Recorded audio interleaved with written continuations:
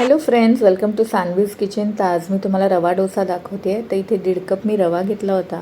चवीनुसार मीठ घ्यायचं आहे. अर्धी वाटी दही घेतलेला आहे. तर आपण रवा जो आहे हा भिजवून घेऊया. तर एका बाउलमध्ये 1.5 वाटी मी रवा घातलेला आहे. नंतर थोडंसं पाणी घालायचं आहे आणि मग थोडं मीठ घालायचं आहे आणि मग थोडंसं पाणी घालून हे आपल्याला मिक्स करून घ्यायचं आहे. त्यानंतर याच्यामध्ये आपण दही घालूया आणि चांगलं एका विस्करने आपल्याला हे चांगलं मिक्स करून घ्यायचं आहे. लम्स राहता कामा नये. तर पाण्याची क्वांटिटी आपल्याला थोडी जास्तच ठेवायची आहे, कारण रवा जो आहे हा पाणी ॲब्झॉर्ब करून घेतो. तर आपल्याला हे 20 मिनटं रेस्ट करत ठेवायचं आहे. त्यानंतर इथे एक बारीक चिरलेला कांदा घातलेला आहे आणि 1 टीस्पून जिरं घातलेलं आहे. कोथिंबीर पण तुम्ही घालू शकता किंवा हिरवी मिरची तुम्ही घालू शकता, पण मी इथे स्किप केलेली आहे. तर हे बघा, असं बॅटर जे आहे असं वॉटरी पाहिजे. तर इथे तवा तापलेला आहे.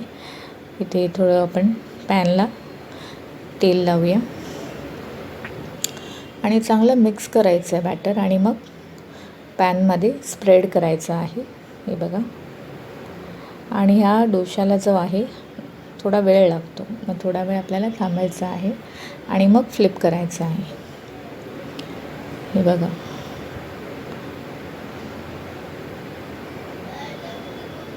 अशा प्रकारे इतरही डोसे करून घेते. जर तुम्हाला डोसा जो आहे थोडा क्रिस्पी हवा असेल, जास्त क्रिस्पी, तर याच्यामध्ये 1 चमचा मैदा आणि 1 चमचा तांदळाचं पीठ तुम्ही घालू शकता. तर मी याच्यामध्ये 1 चमचा मैदा घातलेला आहे, जो व्हिडिओमध्ये शूट झालेला नाही आहे.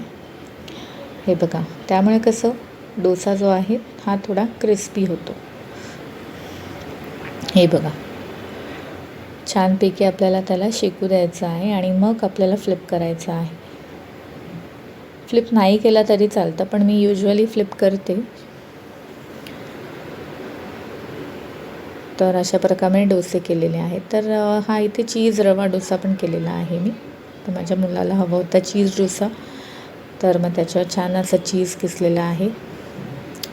तर अशा प्रकारे ही रेसिपी तुम्हाला रवा डोशाची कशी वाटली नक्की सांगा. तुम्ही याच्याबरोबर हे बघा किती छान जाळी आलेली आहे आणि क्रिस्पी झाला आहे. तर नक्की ट्राय करा.